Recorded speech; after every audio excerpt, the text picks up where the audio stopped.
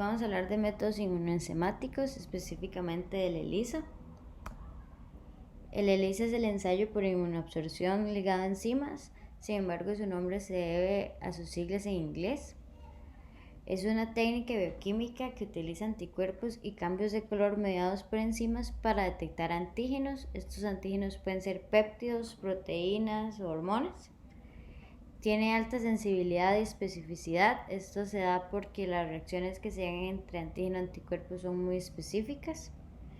Entonces el principio del ELISA es que hay un antígeno que va a ser detectado por medio de un anticuerpo que se encuentra conjugado a una enzima, y esta enzima es capaz de generar productos detectables, o sea, lo que vamos a medir es el producto que la enzima generó, y esta enzima está unida al anticuerpo. Entonces, si el anticuerpo se nos unió al antígeno, podemos detectarlo, y eso es lo que medimos cuando realizamos un ELISA. Algunos pasos básicos de un ELISA son que, por ejemplo, se inicia por la captura o el recubrimiento, que es la fase de inmovilización. Entonces lo que se hace es agregar a la placa, que generalmente es una placa de 96 pocillos. Se le agrega el antígeno o el anticuerpo, depende del tipo de ELISA que se esté utilizando, y se deja ahí por 24 horas hasta que quede inmóvil. Esto es por distintas fuerzas intermoleculares. Entonces después de 24 horas, por más que se lave, ya ellos van a estar unidos ahí a la placa, entonces no se van a lavar. Luego el siguiente paso importante es el bloqueo, que lo que hacemos es adicionar una proteína irrelevante. Esta proteína puede ser, por ejemplo, la proteína de la leche.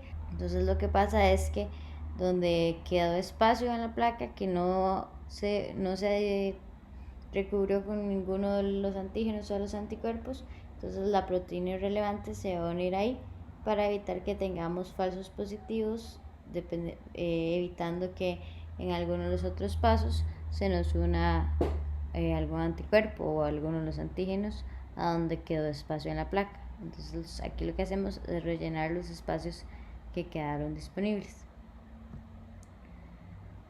Luego otro paso importante es la formación de los inmunocomplejos. Entonces es cuando agregamos anticuerpos o antígenos. Entonces esto depende del tipo de ELISA y depende de la cantidad de capas que vamos a tener en el ELISA, pero básicamente es agregar el anticuerpo o el antígeno para que se dé la reacción antígeno-anticuerpo. Y finalmente tenemos la detección, que ya es la adición del anticuerpo conjugado con la enzima. Entonces, por ejemplo, ya adicionamos este anticuerpo que tiene la enzima. Esta enzima es la que al llegar al substrato nos va a generar el producto que va a ser detectable. Entonces a esto se refiere con detección, cuando ya agregamos el anticuerpo que está conjugado con la enzima.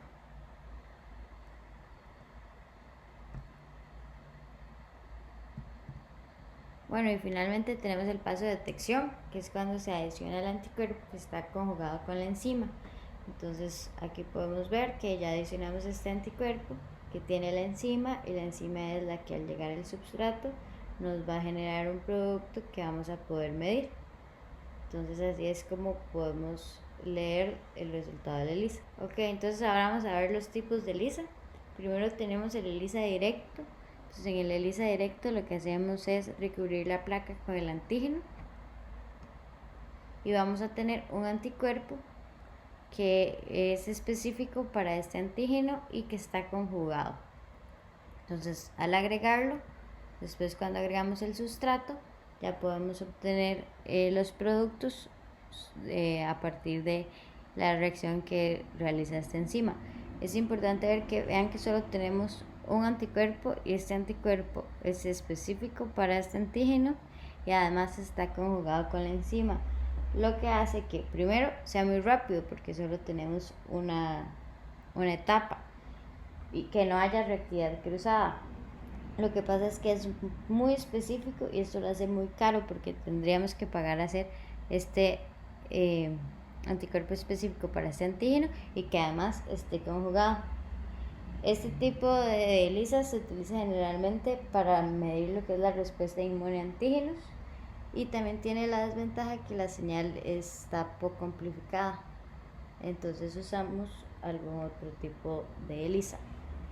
Entonces después tenemos el ELISA indirecto, que lo que hacemos es agregar el antígeno a la placa primero, luego agregamos un anticuerpo primario, que este anticuerpo primario tiene varios epitopos para que varios anticuerpos secundarios se puedan unir a él. Después agregamos el anticuerpo secundario, que ya es el que está conjugado con la enzima. Y cuando entonces agregamos el sustrato, la enzima va a llevar a cabo la reacción y nos va a dar los productos detectables. Este ELISA tiene mayor sensibilidad, además produce una señal más amplificada. Es un poco más flexible que el primero porque hay gran cantidad de anticuerpos secundarios en el mercado, entonces también lo hace que sea un poco más barato.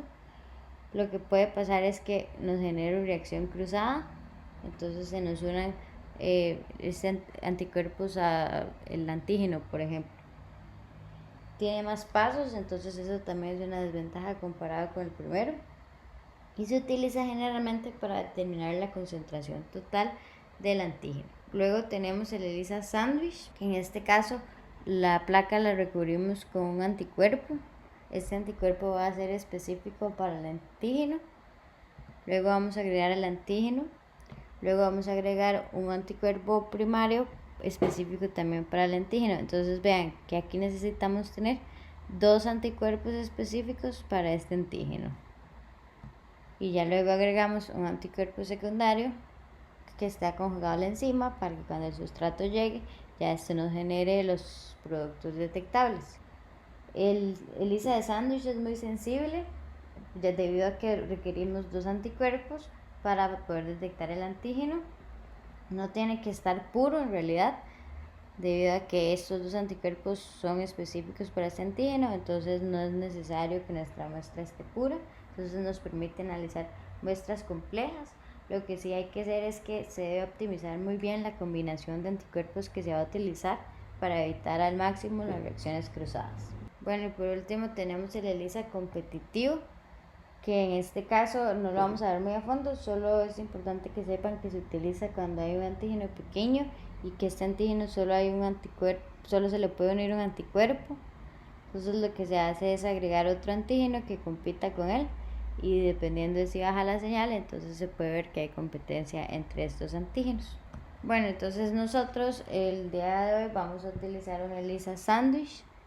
Entonces recuerden que lo que pasa es que después de realizar todos los pasos, de que agregamos el antígeno, luego el anticuerpo primario, luego el anticuerpo secundario que está conjugado con la enzima, en este caso vamos a usarle la enzima peroxidasa. Entonces al agregar el sustrato, esto nos va a generar un cambio de color, y eso es lo que vamos a medir en un espectrofotómetro. Entonces el protocolo que nosotros vamos a hacer no es tan simple como los pasos que ya vimos, sino que requiere primero que el recubrimiento de la placa.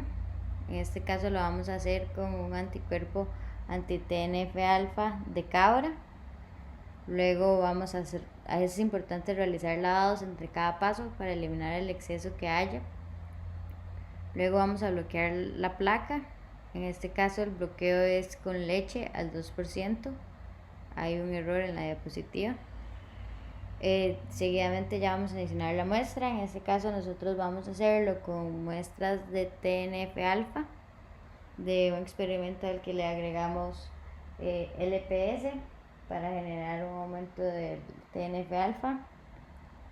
Y luego tenemos LPS con indometacina, que es un antiinflamatorio, y también tenemos un control negativo que va a ser simplemente PBS, y vamos a tener muestras de TNF alfa estándar para realizar una curva de calibración para poder cuantificar la concentración del TNF alfa.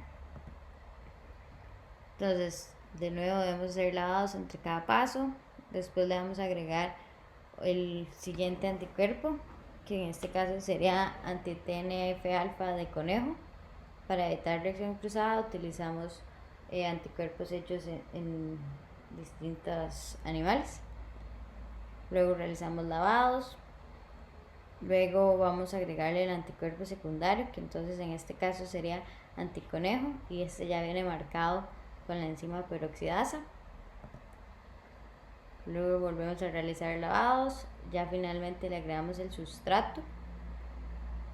Entonces el sustrato nos va a generar que la reacción inicie. Para que la reacción inicie le agregamos peróxido de hidrógeno, y después de que ya vemos un cambio de color es necesario finalizar la reacción. Entonces para esto usamos ácido clorhídrico 2 molar, y finalmente realizamos la lectura en un lector de placas, y ya esto nos da los resultados. Bueno, entonces en el experimento que vamos a hacer, esta va a ser la distribución que vamos a realizar en la placa para que lo tengan en cuenta, porque eso no sale en el video. Entonces vamos a realizar una curva de referencia por triplicado cada una de las muestras, y vamos a tener un blanco. También vamos a tener un control negativo de PBS, un control de positivo que solo tiene LPS, y vamos a tener ya lo que es nuestro tratamiento, que es LPS más indometacina. Esto es para que lo tengan en cuenta ahora que vamos a ver el video. Entonces veamos cómo se hace este ELISA. Bueno, entonces para nuestro ELISA de determinación de TNF-alfa tuvimos que haber recubierto la placa el día anterior con nuestro anticuerpo anti-TNF-alfa. Entonces después de 24 horas en la refri ya tenemos nuestra placa, que es esta que es aquí, y ahora vamos a proceder a hacer el resto del ELISA. En este caso tenemos que lavar el exceso de anti-TNF-alfa que quedó en cada uno de los pocillos. Entonces tenemos que decantar fuertemente en la pila y eliminar el exceso de líquido que nos va a quedar utilizando una servilleta.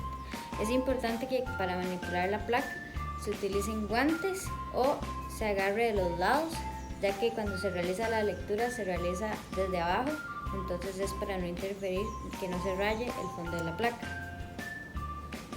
Bueno, entonces para hacer los lavados vamos a realizarle 3 lavados con PBS, que es el buffer de lavado que vamos a utilizar.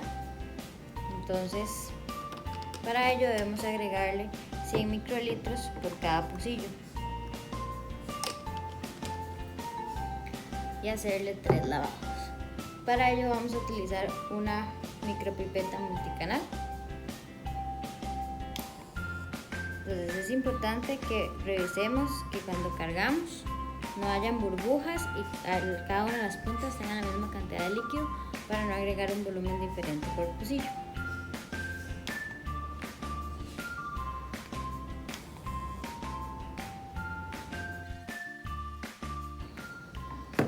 Ok, entonces después de agregar los 100 microlitros, pues decantamos de nuevo.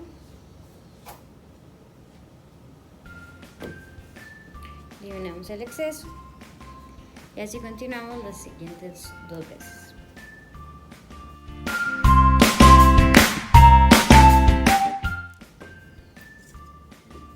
Ok, muy bien. Entonces, ya que realizamos los lavados, ahora debemos bloquear con leche, que es una proteína que no nos va a interferir con el resto de nuestra ELISA.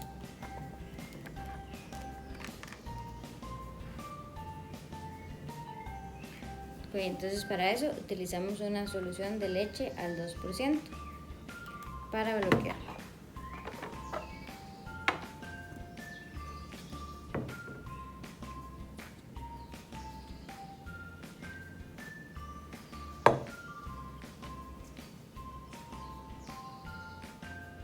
Le vamos a agregar 100 microlitros en cada pocillo.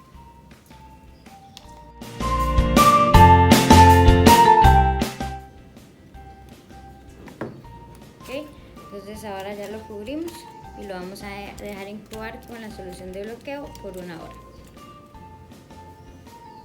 Entonces ahora, ya después de 1 hora de incubar con la solución de bloqueo, debemos decantarla.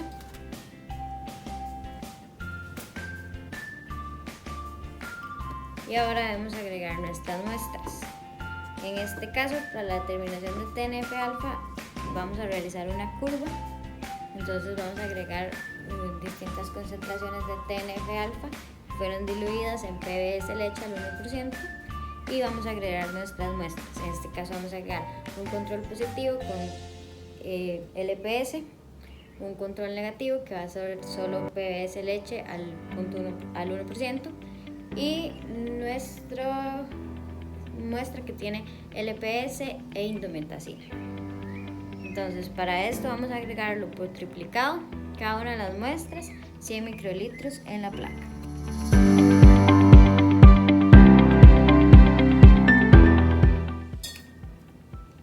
Ok, ahora nuevamente lo tapamos y lo dejamos incubar.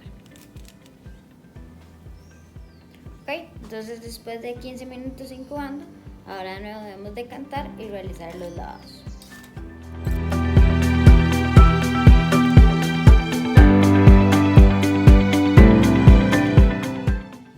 Ok, entonces después de realizar los lavados, vamos a agregar el anticuerpo. En este caso va a ser el anti-TNF-alfa, pero de conejo. El primero que agregamos para recubrir la placa era anti-TNF-alfa de cabra. Entonces, para esto vamos a agregarle 100 microlitros de anticuerpo en cada uno de los pocillos. Podemos utilizar una pipeta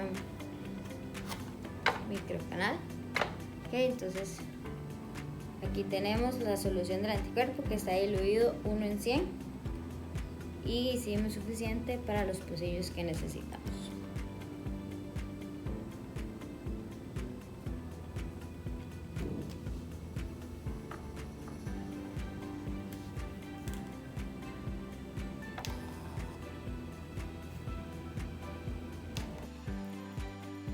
Ok, entonces ya está, ya agregamos el anticuerpo y ahora vamos a dejar incubar por 1 hora. Ok, entonces ya después de 1 hora, de nuevo tenemos que realizar lavados para quitar el exceso de anticuerpo que haya quedado.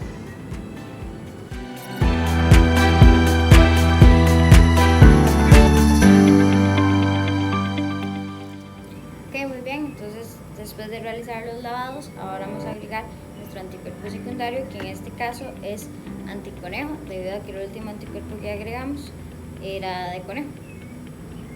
Entonces este anticuerpo, aquí lo tenemos, ya lo preparamos para que nos alcance para cada uno de los pocillos. Hay que agregar 100 microlitros y está diluido 1 en 200 de PBS leche. Entonces vamos a agregarlo a cada uno de los pocillos.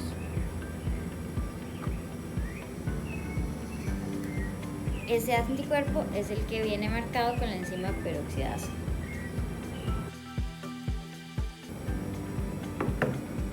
Ok, entonces ahora lo tapamos y dejamos incubar por 1 hora.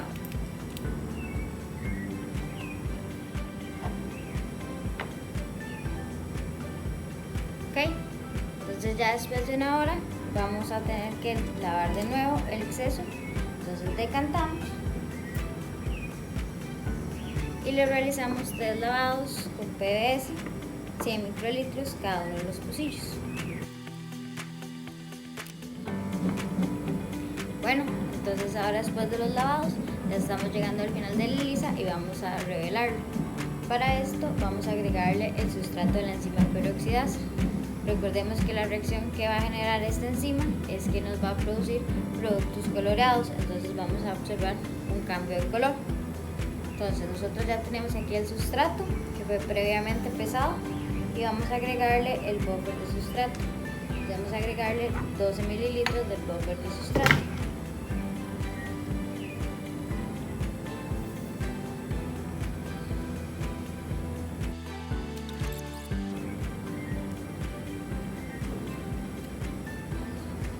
Ahora, para iniciar la reacción de la enzima, vamos a agregarle peróxido de hidrógeno al 30%, 10 microlitros.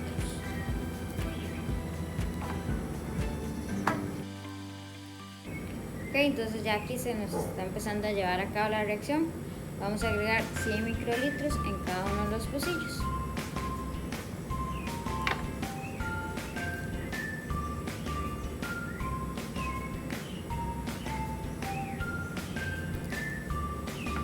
Es importante que cuando lo agreguemos, tratemos de agregarlo lo más rápido posible para que no hayan diferencias entre cada uno de ellos y los resultados sean reproducibles.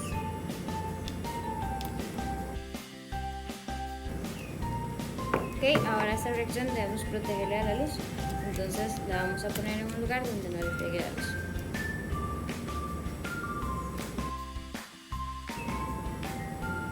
Ok, entonces ahora que vean que ya tenemos un cambio de color después de aproximadamente unos 10 minutos, y ahora debemos detener rápidamente la reacción. Para esto utilizamos HCl 2 molar y le agregamos 50 microlitros a cada pocillo. Nuevamente hay que hacerlo rápido para que los resultados sean reproducibles entre cada uno de ellos.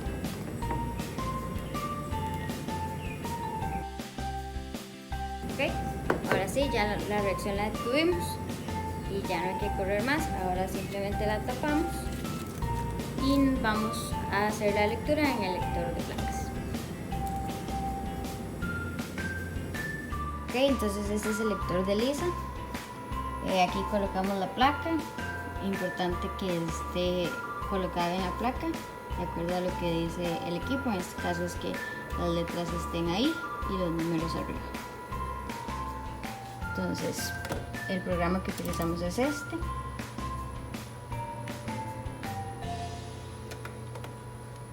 En este caso nosotros ya tenemos un protocolo. Vamos a darle que leer ahora y vamos a utilizar este, que es la lectura de ELISA de TNF-alfa.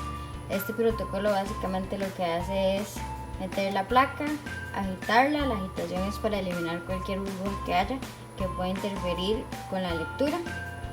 Realiza la lectura después a 492 nanómetros, que es la lectura que es la longitud de onda establecida, y por último ya saca la placa. Entonces vamos a utilizar este que ya está hecho.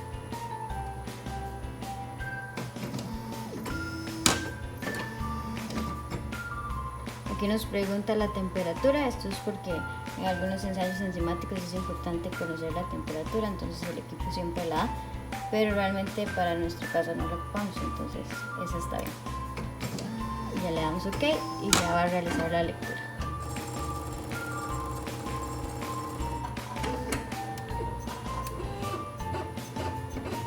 Bueno, entonces después de realizar la lectura, estos fueron los resultados que obtuvimos.